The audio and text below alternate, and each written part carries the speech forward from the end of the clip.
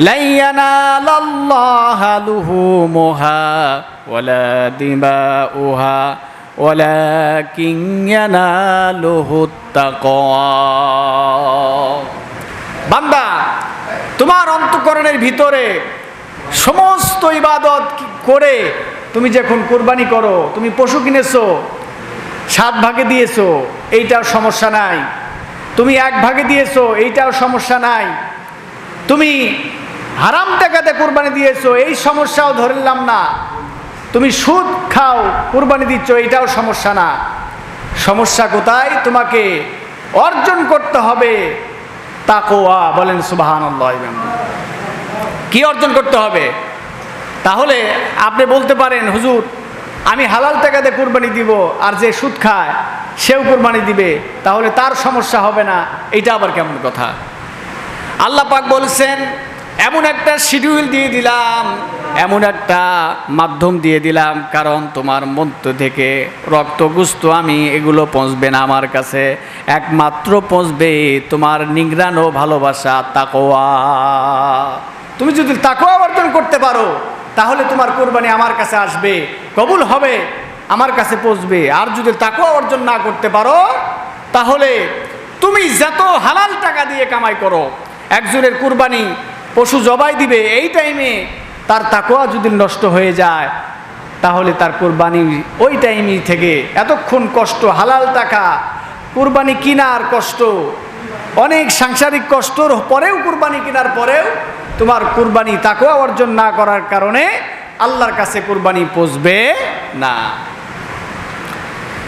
এজন্য আল্লাহ রাব্বুল আলামিন বলছেন, আল্লাহ রাব্বুল আলামিনের কথার সঙ্গে আমার নবী বললেন, আলী রাদিয়াল্লাহু তাআলা আনহুর সূত্রে এই হাদিসটি এসেছে, তাবরানীর এই হাদিসটি। আল্লাহ পাকের নবী বলেন, ইয়া ক্বালা ইয়া আইয়ুহান নাস, হে মানুষ, যারা ইনসান, এদেরকে আল্লাহ পাক ডেকে বলছেন, আমার নবী বলছেন। এতক্ষণ যা বললাম আল্লাহ পাকের পক্ষ থেকে, আর এখন যেটা বলছি আল্লাহ পাকের পক্ষ থেকে আমার নবী তা বলছেন, ইয়া আইয়ুহান নাস, হে মানুষ সকল, হে লোক সকল, তোমরা যারা আমি আল্লাহ রাব্বুল আলামিনের কাছে কুরবানি করো, আমার নবী বলতেছেন, যারা কুরবানি করো এবং তোমার যে গোশত, তোমার যে রক্ত প্রবাহিত হওয়া, এই পশুগুলি আল্লাহ পাকের কাছে পৌঁছে না রক্ত বিনিময় পুণ্যের প্রত্যাশায়, একমাত্র তুমি কুরবানি দিবে আল্লাহ পাককে খুশি করার জন্য, তাকওয়া অর্জনের জন্য এবং সওয়াবের আশায়। বলেন সুবহানাল্লাহ। কিসের আশায়? সওয়াবের আশায়। আবার কেউ কেউ এক লাইন বেশি বুঝে, সেগুলো কি? কেউ কেউ বলে যে কুরবানি দিলেই হবে না, তোমার কুরবানি কবুল হয়নি, তুমি অমুক টাকা তমুক টাকা, এগুলো মানুষ বলতেই পারে, কিন্তু আল্লাহ পাক আর নবী কি বলতেছেন এইটা আপনার দিকে খেয়াল রাখতে হবে। এই জন্য আল্লাহ রাব্বুল আলামিন তাকওয়াটা চেয়েছেন। বান্দা যখন তাকওয়া অর্জন করতে যাবে তখন সুদ খেতে পারবে না। বান্দা যখন তাকওয়া অর্জন করতে পারবে তখন সে কখনো ঘুষ খেতে পারে না। বান্দা যখন তাকওয়া অর্জন করবে সে নামাজ ছেড়ে দিতে পারে না। বান্দা যখন তাকওয়া অর্জন করতে যাবে কখনোই সে মানুষকে কষ্ট দিতে পারে না। বান্দা যখন তাকওয়া অর্জন করতে যাবে সে কখনোই সমাজের মানুষের কষ্ট দিতে পারে না। সে কখনো তার ভিতরে জমি মানুষের কাছ থেকে ছিনায় নিতে পারে না। মানুষের চাপ দিয়া নকল করে দলিল কিনে গিয়ে মানুষের জমিনকে হরণ করতে চায়।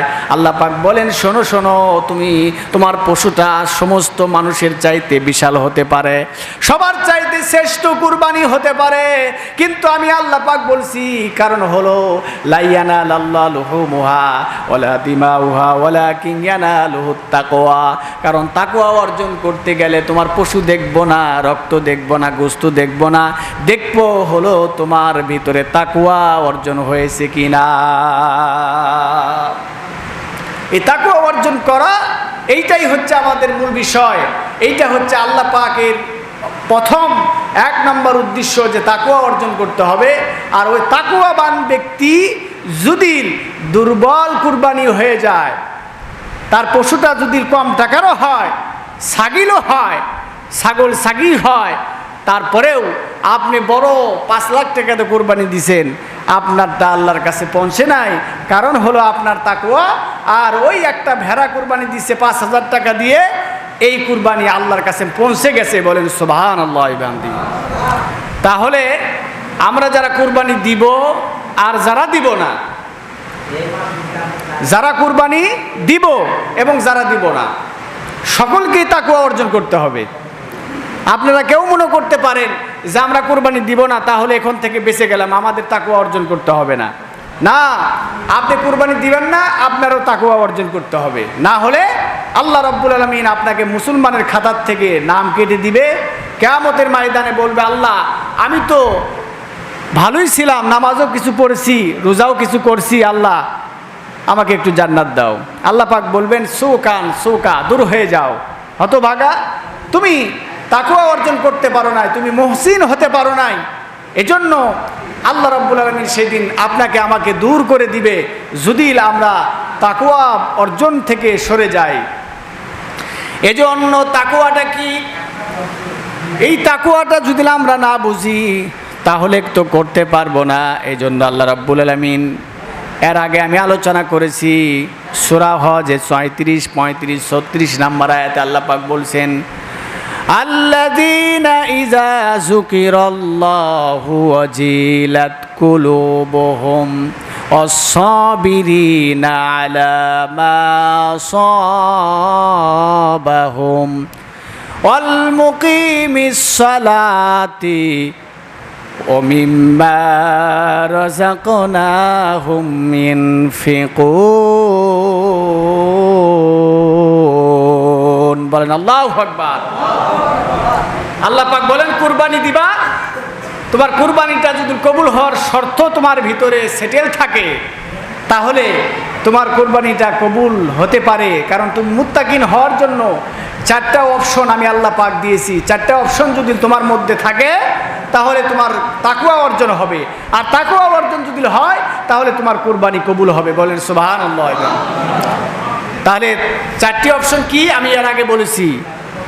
আল্লাযীনা ইযা যুকিরাল্লাহু ওয়াজিলাত কুলুবুহুম, 1 নম্বর হচ্ছে আপনাকে টাচ দেওয়ার সঙ্গে সঙ্গেই আপনার ভিতর থেকে প্রকম্পিত হবে একমাত্র দুনিয়ার কোনো শক্তি আলার নাম নয়, একমাত্র আল্লাহ পাকের নাম। বলেন সুবহানাল্লাহ। কার নাম প্রকম্পিত হবে? আল্লাহর নাম। আপনাকে কেউ যদি টুকা মারে, ইহুদি, নাসারা, খ্রিস্টান, ওই যে মুসলিম কান্ট্রি যারা আছে তারা নির্যাতিত হচ্ছে, আপনার ভিতর থেকে কোনো সাউন্ড আসতেছে না, তাহলে বুঝতে হবে আপনি কুরবানি কবুল হওয়ার শর্তের মধ্যে একটা অংশ আপনার ভিতরে এখনো পর্যন্ত সেটেল হয় নাই। ফিলিস্তিনের মুসলমান এত নির্যাতিত, খাবার পাচ্ছে না, ওয়াল চাপা দিয়ে মারা যাচ্ছে, তাদের বাড়িঘর বিচ্ছিন্ন হয়ে গেছে, ধূলিসাৎ হয়ে গেছে। তাহলে বুঝতে হবে আপনার ভিতরে একটু নাড়া দিচ্ছে না, আপনি একটু কষ্ট পাচ্ছেন না, তার মানে বুঝতে হবে আপনার এখন পর্যন্ত তাকওয়া অর্জন হয় নাই, আপনার এখন পর্যন্ত তাকওয়া অর্জন আপনি করতে সক্ষম হন নাই। এজন্য আল্লাহ রাব্বুল আলামিন বলছেন, তাকওয়া অর্জন যে করেছে এই তাকওয়াটাই আমি আল্লাহ পাকের কাছে কোরবানিটা কবুল হওয়ার শর্ত রাখবে, আর এই তাকওয়া আমার কাছে কোরবানিটা কবুল হয়ে যাবে।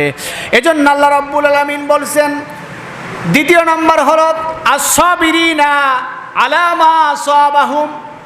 এখানে এত লোক থাকার দরকার নাই, আপনারা 2-1 জন থাকেন, ডিস্টার্ব হচ্ছে। 2 নম্বর অপশন আল্লাহ রাব্বুল আলামিন বললেন, আস-সাবিরিনা আলা মা আসাবাহুম।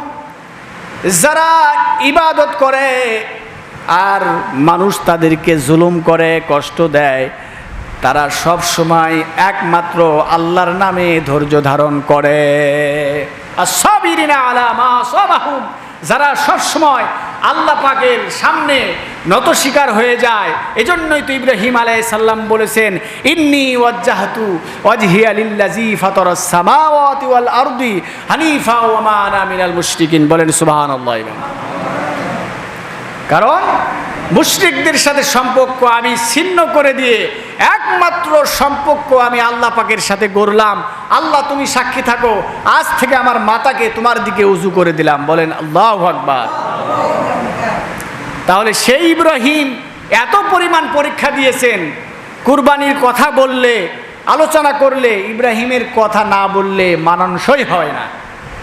যে ইব্রাহিম সন্তানকে কুরবানি দেওয়ার জন্য প্রস্তুত হলেন, এই ইতিহাস আমাদের কারো অজানা নয়।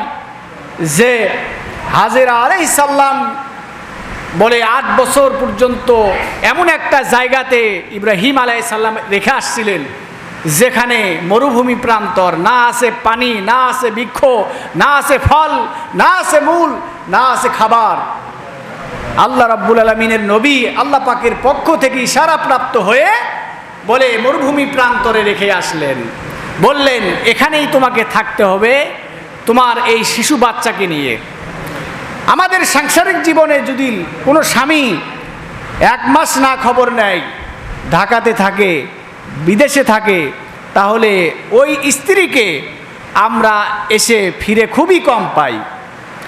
আর দেখেন এই যে ধনুটের একটা ছেলে বলে বোর্ডিংয়ে যে ভাড়া থেকে তার স্ত্রীকে এবং ছোট একটা শিশু কত নির্মমভাবে হত্যা করতে পারে।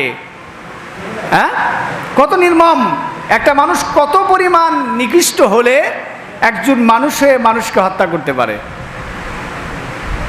আর আল্লাহ রাব্বুল আলামিনের নবী ইব্রাহিম আলাইহিস সালাম তার সন্তানকে হত্যা করতে গেলেন, কুরবানি করতে গেলেন ত্যাগ স্বীকার করার জন্য, আল্লাহ পাককে খুশি করার জন্য। আল্লাহ পাক বললেন, হে ইব্রাহিম কদ সাদ্দাকতার রুইয়া ইন্না কাযালিকা নাজজিল মুহসিনিন, তুমি মিথ্যাকে সত্য রূপান্তরিত করেছো। যেই রূপান্তরিত, যেই তাকওয়া আমি আমার আল্লাহর সিংহাসন পর্যন্ত পার হয়ে আমি আল্লাহ পাক এখন অর্ডার দিয়ে দিলাম যে ইব্রাহিম তোমার এই ইতিহাসকে আমি কিয়ামত পর্যন্ত চিরকৃতজ্ঞ হয়ে থাকবো। বলেন সুবহানাল্লাহ। আল্লাহ নবীর প্রেমে কৃতজ্ঞ হলেন, এজন্য জান্নাত থেকে আল্লাহ রাব্বুল আলামিন দুম্মা দিলেন যে কুরবানি করো। এই কুরবানি আমি আল্লাহ রাব্বুল আলামিন এইটাকে মনে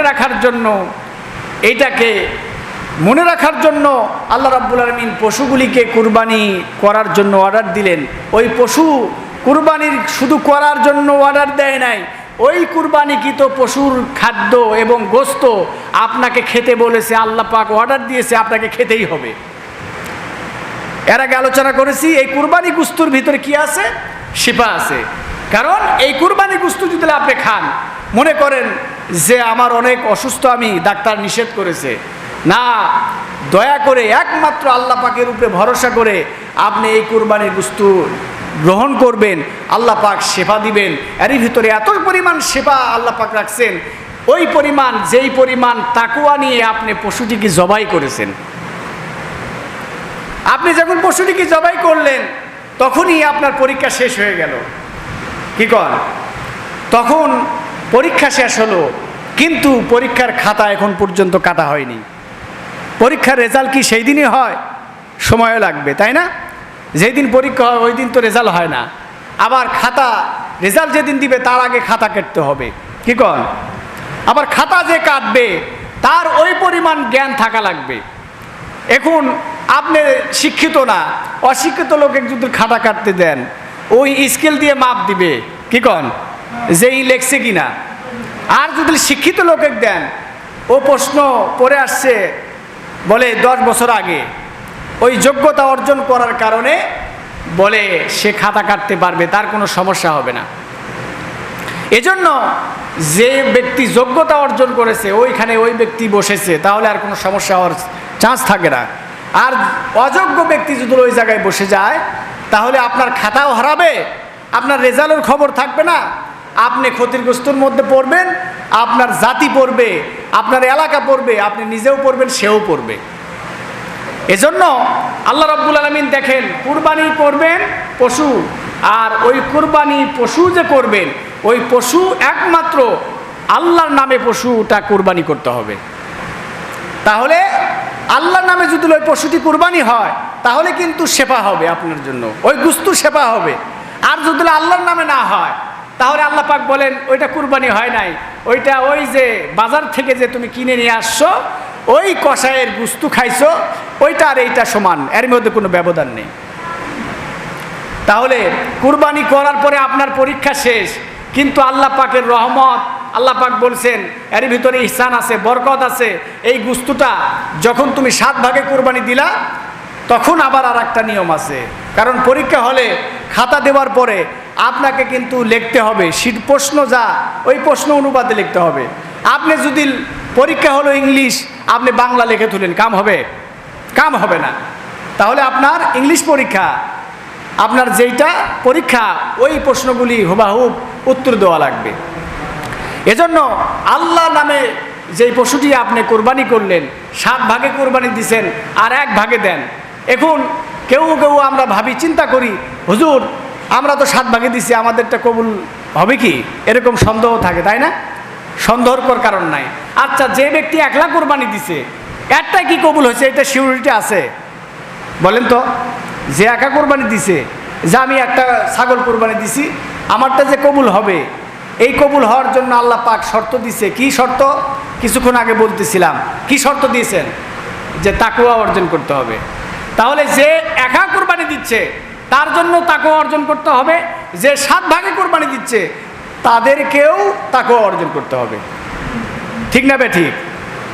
এখন আপনি যদি মনে করেন যে ওরা 7 ভাগে কোরবানি দিচ্ছে, ওকে কোরবানি হবে, আমি এজন্য 1 ভাগে দিছি, 7 ভাগে দিচ্ছেন, ওখানে